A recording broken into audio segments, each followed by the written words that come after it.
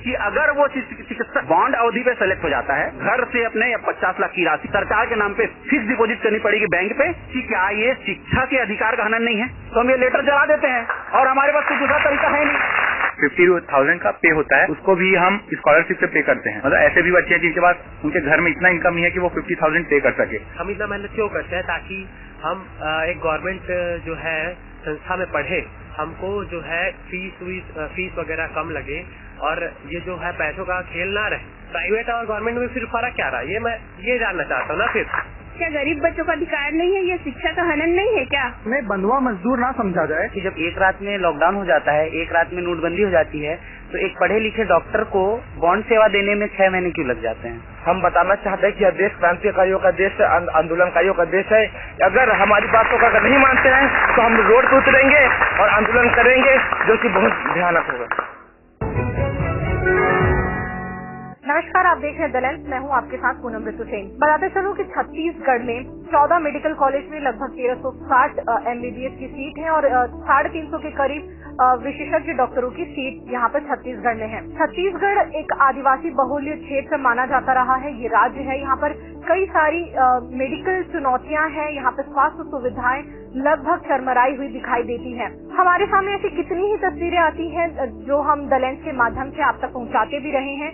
कहीं पर डॉक्टर्स नहीं है, जहाँ पर मरीज है वहाँ तक डॉक्टर्स के पहुँचने के लिए कोई संसाधन नहीं है, डॉक्टर्स के रहने के लिए कोई व्यवस्था नहीं है, मरीज को जो इलाज की जरूरत है उस जगह पर वहाँ पर वो इलाज मुहैया नहीं कराया जा सकता। ऐसी तमाम चुनौतियाँ हैं। इन्हीं सब चुनौतियों को लेकर बातचीत करने और जूनियर्स डॉक्टर एसोसिएशन की तरफ से उन्हें क्या दिक्कतें हैं जो वो सरकार तक अपनी बातें पहुँचाना चाहते हैं, इन सब बातों पर आज हम चर्चा करेंगे।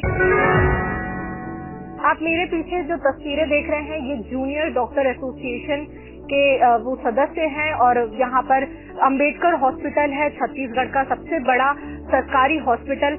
वहाँ पर जो डॉक्टर्स लगातार पढ़ रहे हैं, कार्य कर रहे हैं और अपनी सेवाएं दे रहे हैं, उन सभी लोगों के बीच मैं और द लेंस यहाँ पर मौजूद है। जूडो के अध्यक्ष हैं रेशम सिंह जी।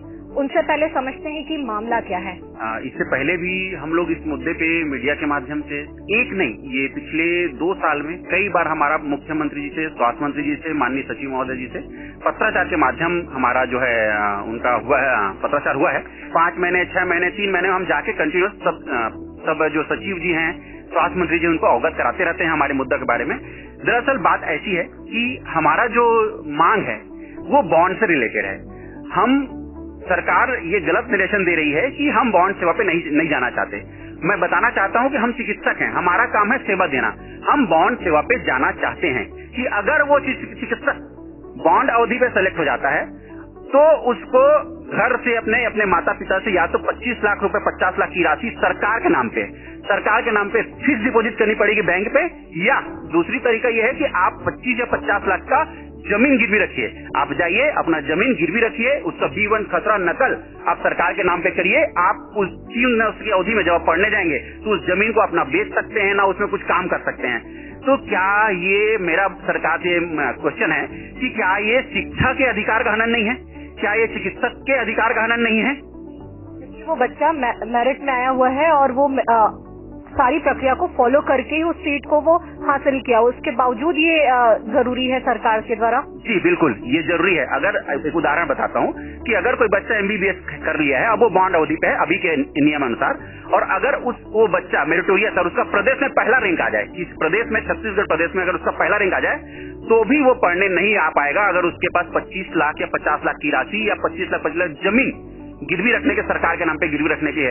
तो क्या छत्तीसगढ़ सरकार जो गरीब आदमी है उसका दमन करना चाहती है? गरीब घर से निकले जो हमारे स्टूडेंट हैं उनको पढ़ाना नहीं चाहती, उनको चिकित्सक बनाना नहीं चाहती? ये सारा जो चिकित्सकों के जो पढ़ रहे हैं उनके खिलाफ जो किया जा रहा है, ये स्टूडेंट का तो नुकसान है ही, लेकिन इससे मरीज भी नुकसान हो रहे हैं, क्योंकि छत्तीसगढ़ को जल्दी से जल्दी विशेषज्ञ चिकित्सक नहीं मिल रहे हैं। अब यही जो डॉक्टर हैं जो विशेषज्ञ बनेंगे, मेडिकल कॉलेज में काम करेंगे, तो उनके नाम से हम और चिकित्सक सीट ला सकते हैं, जिससे और PG सीट बढ़ाई जा सकती है, UG सीट बढ़ाई जा सकती है, चिकित्सकों की संख्या बढ़ाई जा सकती है, और जो चिकित्सक कमी है उसको जल्दी से पूरा की जा सकती है। तो ये पूरी प्रक्रिया शायद माननीय महोदय जी, जो सचिव जी हैं, स्वास्थ्य मंत्री जी हैं, जो इस संस्था को चलाते हैं, जो इस नियम को बनाते हैं, उनको ये बात समझ में नहीं आ रही है। ये क्वेश्चन है बहुत बड़ा। अब जैसे सरकार हर बार बोलती है कि हमारे पास चिकित्सक कमी है, जैसे अगर सरकार बोलती है कि हम बॉन्ड सेवा भेज रहे हैं, चिकित्सक बोल रहे हैं हमको बॉन्ड सेवा में 4 साल मत रखिए, मैं बोल रहा हूँ ना कि आप जो है सरकारी नौकरी दे दीजिए। आप जैसे ही बच्चा पास हो रहा है आप बोल रहे हैं चिकित्सक की कमी है, हम भी स्वीकार कर रहे हैं चिकित्सक की कमी है, आप सीधा हमारे सारे बच्चों को नौकरी दे दीजिए। क्यों बच्चों नौकरी चाहिए क्या आप लीजिए? आपको बॉन्ड सेवा जाना चाहते हो, सेवा करना चाहते हो ना, लेकिन आपको क्या चाहिए? नौकरी चाहिए कि नहीं चाहिए? नौकरी चाहिए ना, क्योंकि भाई हम सेवा देना चाहते हैं, लेकिन उसके तुलना में हमको हमारा जो है सुरक्षा भी तो चाहिए। जो सरकार है ये किसी प्रकार का एक वर्ल्ड रिकॉर्ड बनाना चाह रही है। ये वर्ल्ड रिकॉर्ड ये है कि हर स्टेप पे हम अपने ही राज्य के बच्चों के साथ किस प्रकार से धोखाधड़ी कर सकते हैं, किस प्रकार से उनको परेशान कर सकते हैं, चाहे वो एमबीबीएस की बात हो या पीजी की बात हो या सुपर स्पेशलिटी की बात हो। ये एमबीबीएस के पहले ही हमको 25 लाख का बॉन्ड वो क्या बोलते हैं राशि देना है, या तो किसी प्रकार का अचल संपत्ति हमको सबमिट करना है, ताकि उस बच्चे का एडमिशन एमबीबीएस के तौर पे एक सरकारी अस्पताल में हो पाए, सरकारी मेडिकल कॉलेज में हो पाए। वो सरकारी अस्पताल में इतनी मेहनत करने के बाद अगर वो बच्चा बॉन्ड की राशि नहीं भर पा रहा है तो उसको 2 साल का बॉन्ड करना है। मैं इस सरकार से सीधा सवाल करना चाहता हूँ कि क्या सरकार बॉन्ड के नाम पे जो सेवा हमसे लेना चाहती है, तो ये जिम्मेदारी सरकार की नहीं है क्या कि बॉन्ड का जो राशि है, मतलब जो सेवा स्टाइपेंड है बॉन्ड का, वो हमको सही समय पे दिया जाए। बॉन्ड की जो पोस्टिंग है वो हमको अगले दिन ही मिल जाए। जब सब चीज ऑनलाइन कर सकते हैं तो उसमें इतना विलंब किस प्रकार हो रहा है, कहाँ से हो रहा है? और बॉन्ड जैसे हम यहाँ करते हैं, लेकिन फिर भी हमें पीजी सिर्फ 25% कम कर दिए हैं। देखिए, जब हम यूजी में रहते हैं, यूजी की पढ़ाई कर रहे होते हैं, तो मेरे ख्याल से कोई भी बच्चा ऐसा नहीं होता जो और आगे नहीं पढ़ना चाहता है। हर कोई चाहता है कि उसको एक स्पेशलाइजेशन मिले, वो या तो एमएस करे या वो एमडी करे या डीएनबी करे, जो उसकी प्रेफरेंस है। अब आपने उसके लिए मेहनत करी, तैयारी करी, आपने एग्जाम पास कर लिया, आपको रैंक भी आ गई, लेकिन ये जो चीज है पैसों का, मतलब जिसके पास में पैसे नहीं है या जो अरेंज नहीं कर सकता वो कर भी पाएगा, नहीं कर पाएगा। सामने भी चुनौती थी जी, मैंने ये सेम चीज फेस किया। प्रॉपर्टी हमारे पास में नहीं है, तो आप अपना जो है घर से सारा चीज इधर उधर इकट्ठा करके जो है पैसे अरेंज करिए, आप फिक्स डिपॉजिट कीजिए, उसके बाद में आपको एनओसी मिलेगी। अब वो करते हुए मैं पीजी तक पहुंच गया। अब इसके बाद मुझे और आगे पढ़ाई करनी है, मुझे एमसीएच करना है, तो अब मैं नहीं कर सकता क्योंकि 25 लाख में ही जो है मैंने अपना सब कुछ लगा दिया। हम लोग का रिजल्ट है उसको आए अभी 2 महीना हो चुका है, और हम लोग अभी भी बॉन्ड आने का इंतजार कर रहे हैं कि हमारे पास जल्दी से बॉन्ड आए। उस बीच 2 महीने हो चुके हैं, हम लोग रूम पे बैठे हुए कुछ नहीं कर पा रहे हैं, ना कहीं सरकारी हॉस्पिटल में नौकरी कर सकते हैं, ना कहीं और सेवा दे सकते हैं, ना मैं अपने प्रदेश जाके वापस अपना कहीं सेवा दे सकता हूँ। बाकी राज्यों में जैसे मेरा खुद का प्रदेश है हरियाणा, वहाँ पे भी सब चीज सिस्टमेटिक है। आपका 1 साल का बॉन्ड है या कहीं कहीं पे 1 साल का भी बॉन्ड नहीं है, और अगर है बॉन्ड तो वो तुरंत आपको मिलता है 4 से 5 दिन के अंदर, और आप जाके अपने वहाँ पे सेवाएं दे सकते हैं, अपना सारा कार्य कर सकते हैं। लेकिन यहाँ पे एक तो बॉन्ड 2 साल का है, ऊपर से उसको देने में भी 6 से 8 महीने का समय लगता है। तो ऐसे में हम लोग विशेषज्ञ हो चुके हैं, लेकिन फिर भी हमारे पास कोई, हमारे हाथ बंधे हुए हैं, हम कैसे सेवा दें। कितने साल के हो गए होंगे आप? मैं 27। यानी अब 2 साल और अगर आपको मिलता है अभी इसके बाद, तो 29 और लगभग 30 साल आपकी उम्र हो जाएगी। उसके बावजूद भी आपके हाथ में वो स्थिति नहीं रहेगी कि एक विशेषज्ञ डॉक्टर जो आगे पढ़ना चाहता है या बनना चाहता है या अपनी सेवाएं देना चाहता है, उस तरीके से आपके पास वो सुविधा नहीं होगी। जी बिल्कुल बिल्कुल।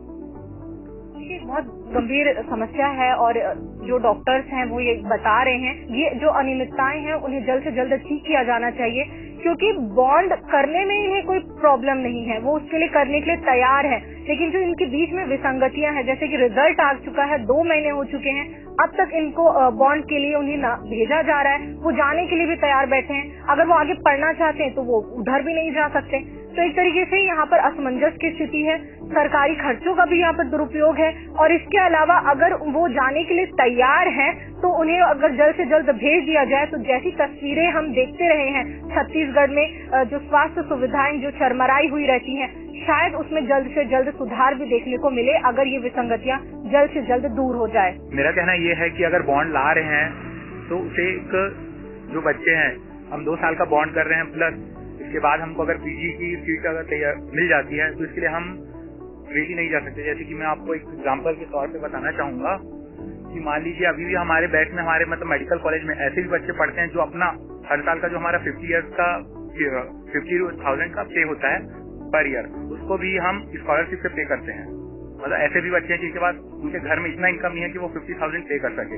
अब आप ये सोचिए अगर उनका बॉन्ड लग जाता है, मतलब बॉन्ड के दौरान उनका सिलेक्शन हो जाता है, तो वो कैसे पीजी के लिए सीट के लिए अपना अप्लाई करेंगे, जाएंगे। जो इतने सब हम यहाँ जो बैठे हैं इतना मेहनत करके, पहले चाहे वो यूजी हो चाहे पीजी, अब इतना मेहनत करके इतना जो कंपटीशन एग्जाम है उसको क्रैक करके इधर आते हैं, उसके बाद क्यों करते हैं क्रैक? हम इतना मेहनत क्यों करते हैं? ताकि हम एक गवर्नमेंट जो है संस्था में पढ़े, हमको जो है फीस वगैरह कम लगे और ये जो है पैसों का खेल ना रहे, इसलिए हम इतना मेहनत करते हैं। और एट दी एंड हमको क्या बोला जा रहा है, हमको बोलते हैं कि बॉन्ड दो, 25 लाख भरो, फिर पीजी के लिए भी 25 लाख भरो। तो ये क्या सिस्टम है, मैं ये समझ नहीं पा रहा हूँ, है ना। तो भाई इंसान उससे अच्छा फिर प्राइवेट में चला जाएगा।